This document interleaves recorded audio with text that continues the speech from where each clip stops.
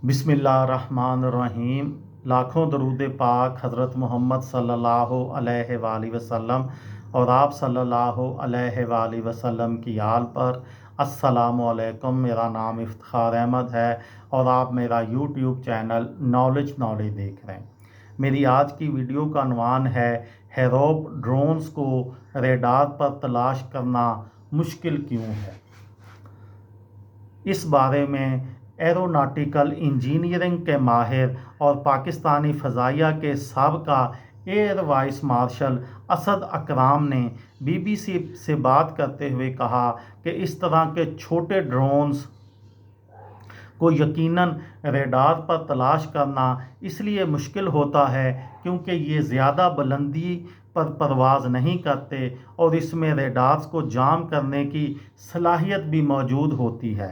उनका कहना था कि अमेरिका और इसराइल जैसे ममालिक भी ऐसे छोटे ड्रोन्स को दरअंदाजी रोकने में मुश्किल का सामना करते हैं।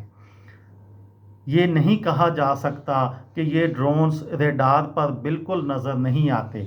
ये बिल्कुल नज़र आते हैं और उनको मार गिराने के लिए सूरत हाल के मुताबिक मुख्तलिफ़ अस्करी हिकमत अमली अपनाई जाती है। अगर हम इस वाक़े को देखें तो इस वक्त ग्राउंड पर मौजूद हकाम ही ये बेहतर बता सकते हैं कि उन्होंने मार गिराने के लिए किस अस्करी हिकमत अमली का इंतखाब किया था। पाकिस्तानी फ़ज़ाइया के रिटायर्ड एयर कमोडोर और इस्लामाबाद की एयर यूनिवर्सिटी से मुतल्लक डॉक्टर आदिल सुल्तान कहते हैं, ज़ाहिरी तौर पर भारत का ड्रोन भेजने का मकसद पाकिस्तान को तंग करना या अवाम में खौफ पैदा करना था।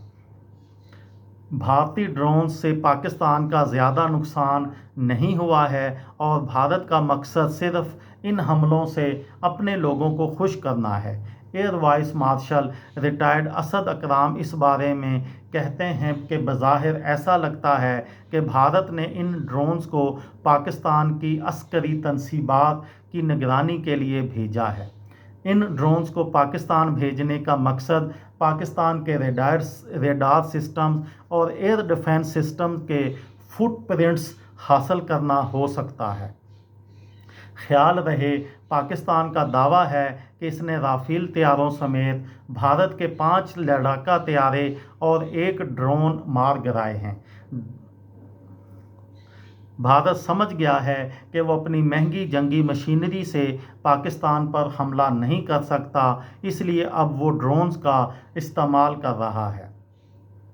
भारत ने ड्रोन्स के ज़रिए पाकिस्तान के एयर डिफेंस सिस्टम को निशाना बनाया है। ताहम डॉक्टर आदिल सुल्तान का दावा है कि भारत की जानिब से भेजे गए ड्रोन किसी भी एयर डिफेंस सिस्टम को तबाह करने की सलाहियत नहीं रखते। इसी तरह के ड्रोन्स में 2-3 किलो धमाका खेज मवाद नस्ब किया जाता है और ये कहीं भी गिरकर फट सकते हैं। इनमें रूटर्स और ब्लेड भी नस्ब होते हैं जिससे नुकसान हो सकता है। ड्रोन्स न सिर्फ जदीद दौर की जंगों में दुश्मन पर हमलों के लिए इस्तेमाल होते हैं बल्कि उनसे जासूसी भी की जाती है। ड्रोन्स का पहला मकसद तो जासूसी करना ही होता है, लेकिन भारत ने जो ड्रोन्स भेजे हैं वो आर्टिफिशियल इंटेलिजेंस या AI से चलने वाले नहीं लगते और ना ही इनमें कैमरे नस्ब हैं। ये ड्रोन्स रियल टाइम में कोई इन्फॉर्मेशन भेजने की सलाहियत भी नहीं रखते।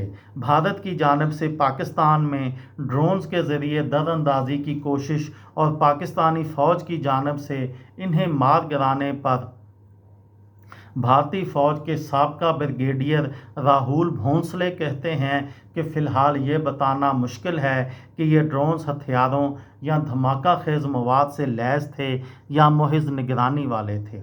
वो कहते हैं कि मुमकिना तौर पर भारत ने ड्रोन्स को निगरानी के लिए, पाकिस्तान की मुस्तकबिल की मनसूबाबंदी जानने के लिए या भारतीय हमलों में होने वाले नुकसान की तशख़ीस के लिए भेजा होगा।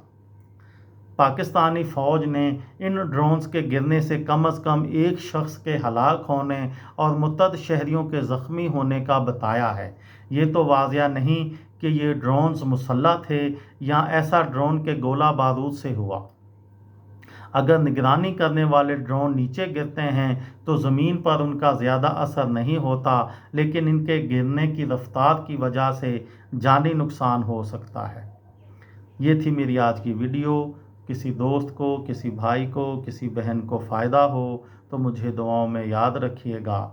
دل دل پاکستان، جان جان پاکستان۔ السلام علیکم۔